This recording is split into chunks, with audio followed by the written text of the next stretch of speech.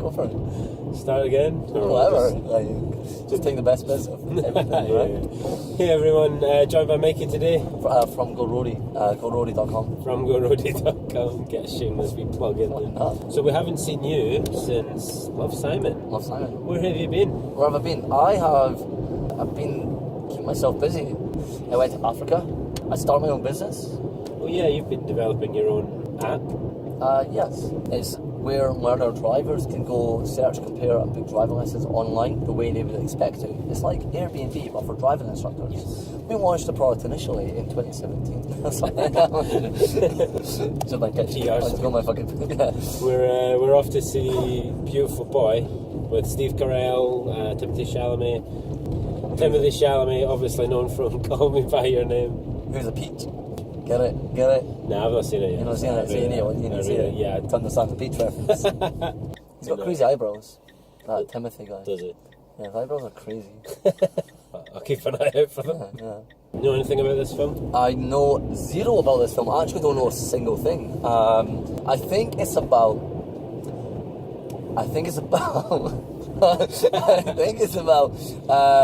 a man trying to lure a little boy away from his family. I think that's what it's about. I think it's the furthest thing about what it's about. I'm serious. I think it's like, where's my son? Where is it? What was that movie that I made up? What movie you I made up a movie. People thought it was shit, but I was like, it's incredible. Seth Rogen, and he's like, what have you done with my son? And it's Jack Nicholson. And who's it? Jodie Foster, I think, was the officer. I'm not going to lie, I think it sounds pretty incredible. I think it does. From what I understand, it's based on two memoirs. Steve Carell's character wrote a book, and his son also wrote his own memoirs, I think, from his point of view. And the film is based on both of them. What's the memoirs about, or should I just watch the movie and find out? I think it's about like drug addictions. Oh, drug addiction. I believe the son gets like addicted to drugs or something. And do you know specifically what drugs? No, I don't know when it's set. I don't know when the memoirs were written. I don't know if the film is going to make it modern. I'm looking forward to it from the point of view of it just having Steve Carell and Timothy Chalamet in it. And here it is Oscar season. That's great, yeah, because I remember going to see Birdman at Oscar season, and then I went to see The Revenant in January, and fuck me, that was terrible. Both of them films were terrible, and so this is a risk. This may be awful. This may be awful. So we are here, and we're going to see this film. I thought it was about something else. It's about drug addiction, apparently. Let's do this. Yes, let's do it. That was exhausting. That was quite an intense movie. Good, though. Really good. I liked it. Yeah. I guess the film sort of begins... you wouldn't know how it begins. You weren't there. I kind of missed the start because I wanted to go to the toilet and be comfortable. Honestly, ridiculous. Yeah, film starts with the son having gone missing for a couple of days. Listen. At this point in the film, Steve Carell knows he's addicted to drugs, so he's trying to find him. Can't find him. Comes home on his own accord, I believe. And then the film kind of jumps back and forth between his childhood and the kind of current present day. Yep.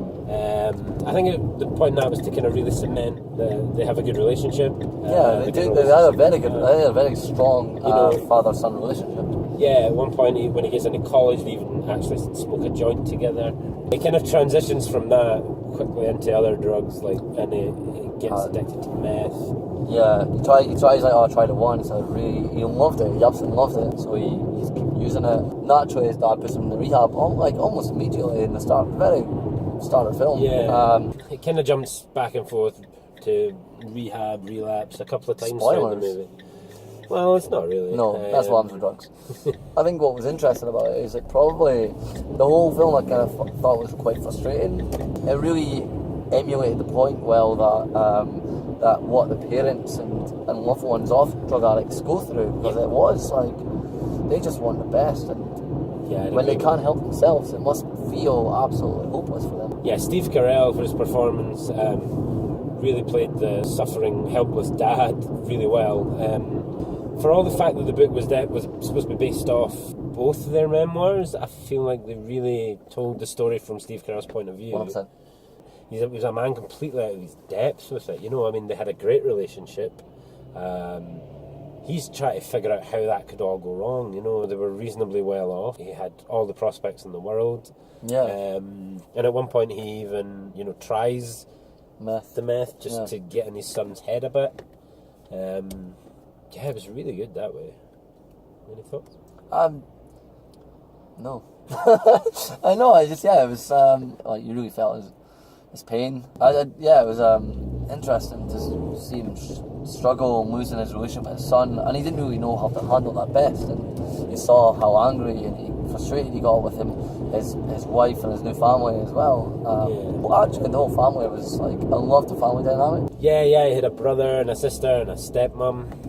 She was incredible, by the way. Yeah, she was awesome. Oh, I loved that scene when he'd broken into their house and they seen him running away, and she just had enough of his shit and started chasing after him in the car. Incredible. And then she just broke down, like, halfway. I thought she was incredible throughout the whole film. Like, yeah. We try to think of, like, why. I mean, there's nothing to explain, really. You know, people obviously try drugs recreationally, and for the most part, people can do that without a problem. People that get addicted, it's what it is. I was just trying to figure out, like, what it was for him, though, because there was a lot of moments in it that I found that he was like, any time that he got better, he then went back to Steve Carell, to his dad, and he seemed to just kind of get crushed under the weight of his own dad's love or expectations of him or something, and I felt like that was a bit tragic. I didn't feel that. Well, it was when he was, like, in the restaurant with him and he was like, you seen me as your perfect little project or whatever, and it's not me, this is who I am and stuff like that. But yeah, I see your point. Yeah. I don't think there is really an explanation for it. It's just the way it happened. I mean, there's always a reason. Well, no, there's not always a reason. Some people get addicted to drugs just because they tried it, they liked it, and they've got addictive personalities, and that will naturally lead them down that course. And others use it for escapism, and they need it to take the edge off. I feel like the movie's standpoint on the drugs, it was a little on the nose. It wasn't too preachy or anything, but I feel like it was a little on the nose with the kind of drugs are bad sort of thing. Yeah, it was absolutely, of course it was. Stupid things like the Notebook. I am addicted to drugs. It makes the pain go away. Yeah, this is me descending into drug-fueled madness, and I can never go sober again. And I was like, it's absolute nonsense. I was just like, for fuck's sake. Maybe that was a memoir, is it? Maybe that's why the movie was about Steve Carell and not. Like, you can't work with this shit. Well, his memoir was called Tweak. Yeah, true, right? Ultimately, though, despite that sort of slight criticism, it ended up to me not being really about the drug addiction. It was his relationship with his dad, and the fallout from the drug addiction, rather than the drug addiction itself. And in that regard, like, it was really touching. There was some really sweet moments. It was a good film. It was a really good film. I really enjoyed it. And it was like something I will think about over the next few days. Yeah. It was an open and honest portrayal, I feel enough, despite a few things being a bit on the nose. Music, I really wanted to touch on the music, actually, because I really thought the music was a really strong feature of that film. Like, remember when he was in the hospital and stuff, and it was pure, like just... Yes. Like, you could just feel, it was just building this anxiety in you that Steve Carell was feeling at that moment. Some of it was a little bit weird, like all the big operatic moments. Whether or not you'll think that is on the nose as well, I don't know. Music-wise, I didn't notice it that much. But the bit you're talking about the hospital, I absolutely did notice that. I remember like that quite well, so yeah.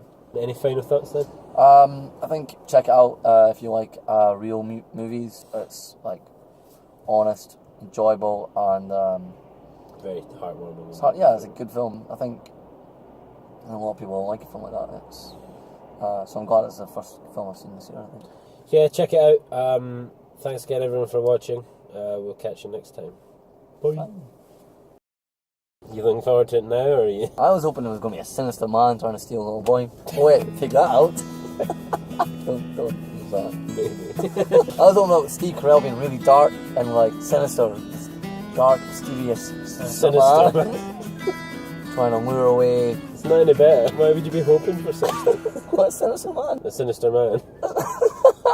Maybe. But it's not, it's about drugs, which are sinister in their own way.